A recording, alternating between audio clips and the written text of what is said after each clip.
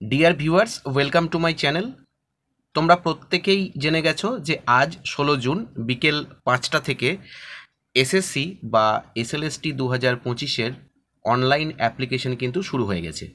এবারে এই অ্যাপ্লিকেশন করতে গেলে কি কি ডকুমেন্ট আমাদেরকে কাছে রাখতে হবে, কিভাবে আমরা ফর্ম ফিল আপ করবো, ফর্ম ফিল আপ করতে গেলে কি কি লাগছে, মূল যে ডকুমেন্টসগুলো লাগছে আমাদের সার্টিফিকেট, মার্কশিট ইত্যাদি ইত্যাদি, যেগুলো না থাকলে অ্যাপ্লিকেশনটা করা যাচ্ছে না, সেই বিষয়গুলো পুরোটাই তোমাদের সামনে তুলে ধরবো এই ভিডিওটার মাধ্যমে। যদি কোনো প্রশ্ন তোমাদের মনে থেকে থাকে অবশ্যই সেটা কমেন্ট বক্সে কমেন্ট করে জানাবে। কথা দিচ্ছি সেই প্রশ্নের উত্তর আমি অবশ্যই দেব এবং সঠিক উত্তর দেওয়ার চেষ্টা করব বিভিন্ন সোর্স মারফত খবর নিয়ে।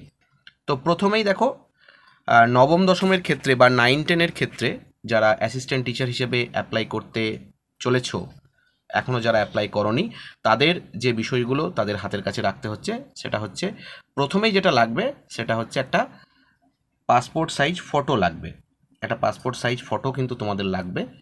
এটা প্রত্যেকের একটা কালার পাসপোর্ট সাইজ ফটো কিন্তু লাগবে। এই পাসপোর্ট সাইজ ফটোটা কিন্তু আবশ্যক। এই ফটোর সাথে আর কি লাগছে, আর একটা তোমাদের সিগনেচার লাগবে। সিগনেচারটা বাড়ি থেকে করে নিয়ে যেতে পারো একটা সাদা কাগজের উপরে, অথবা যে ক্যাফেতে করবে সেখানে গিয়ে একটা সাদা কাগজের উপরে করে সেটা স্ক্যান করে সেখানে আপলোড করতে হবে। তো এই ফটো নাম্বার 1 এবং সিগনেচার হচ্ছে নাম্বার 2, এই দুটো কিন্তু মাস্ট প্রত্যেকের জন্য। এরপরে মূল যে ডকুমেন্টগুলো আমাদের লাগছে সেটা প্রথমেই যেটা লাগবে সেটা হচ্ছে মাধ্যমিকের অ্যাডমিট কার্ড। এই মাধ্যমিকের অ্যাডমিট কার্ডটা কেন লাগবে?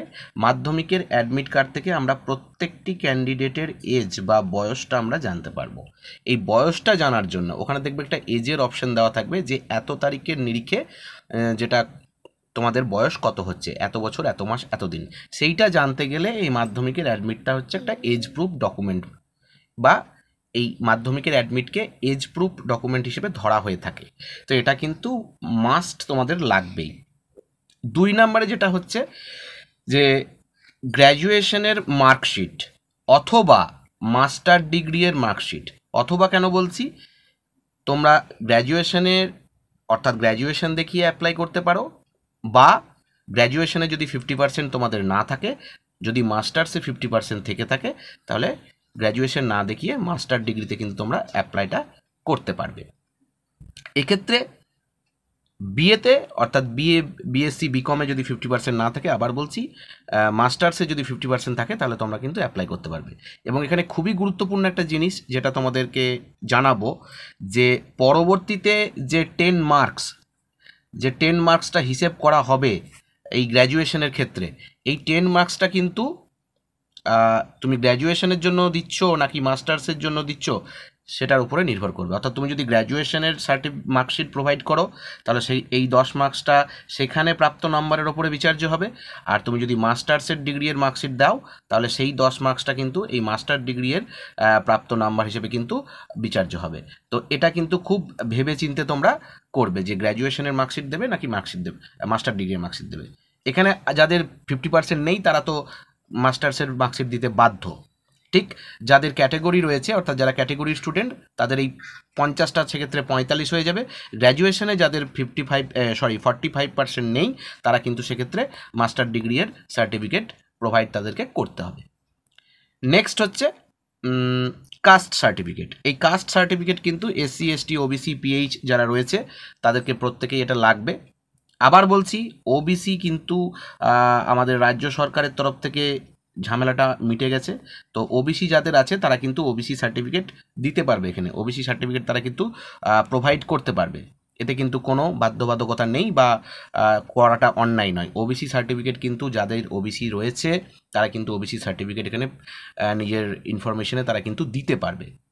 নেক্সট হচ্ছে বিএড মার্কশিট। এই বিএড মার্কশিটটাও কিন্তু তোমাদেরকে দিতে হবে। এক্ষেত্রে অনেকে বলছে যাদের বিএড এখনও কমপ্লিট হয়নি, এই যাদের বিএড এখনও অর্থাৎ তারা এখনও মার্কশিট পায়নি, তারা কি করবে? তারা প্রথমেই কনসার্নড ইউনিভার্সিটিকে জানাবে। এই কনসার্ন ইউনিভার্সিটিকে জানানোর পর সেখান থেকে একটা প্রভিশনাল সার্টিফিকেট তারা ইস্যু করবে।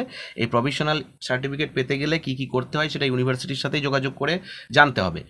কিছু হয়তো অ্যাপ্লিকেশন করতে হয় বা কিছু করতে হয়, সেটা একটা 2-3 দিনের প্রসিডিওর। তো এই কনসার্ন ইউনিভার্সিটির সঙ্গে যোগাযোগ করে তোমরা কিন্তু একটা প্রভিশনাল সার্টিফিকেট পাবে।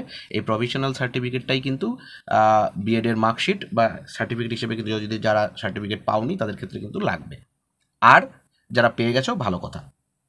এবারে এই যে 2 নম্বর পয়েন্টের একটা বিষয় আমি এখানে বলে রাখি, এই যে গ্র্যাজুয়েশন এর মার্কশিট বা মাস্টার ডিগ্রির মার্কশিট যে বিষয়টা আমি বলছি, এক্ষেত্রে আরেকবার বলে রাখি যে 60% বা তার অ্যাবাভ পেলে এখানে 10-এ 10 পাবে। যদি 50 থেকে 59-এর মধ্যে নাম্বার থাকে তাহলে এখানে 8 পাবে।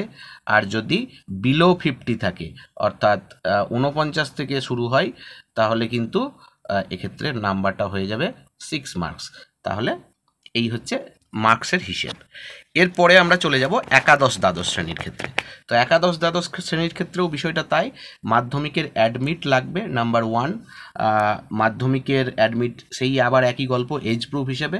আর এক্ষেত্রে তো গ্র্যাজুয়েশনের কোনো গল্প নেই, মাস্টার ডিগ্রি এর মার্কশিট এখানে মাস্টার ডিগ্রি এর মার্কশিট লাগবে, কাস্ট সার্টিফিকেট লাগবে, আবার বলছি ওবিসি যারা আছো তারা দিতে পারবে, এবং ফাইনালি বিএড এর মার্কশিট লাগবে। আর এক্ষেত্রেও কিন্তু তোমাদের ফটো এবং সিগনেচার কিন্তু লাগবে। ফটো আর সিগনেচার কিন্তু তোমাদের এখানে লাগবে, বাড়ির থেকেই করে নিয়ে যাও আর যাই হোক।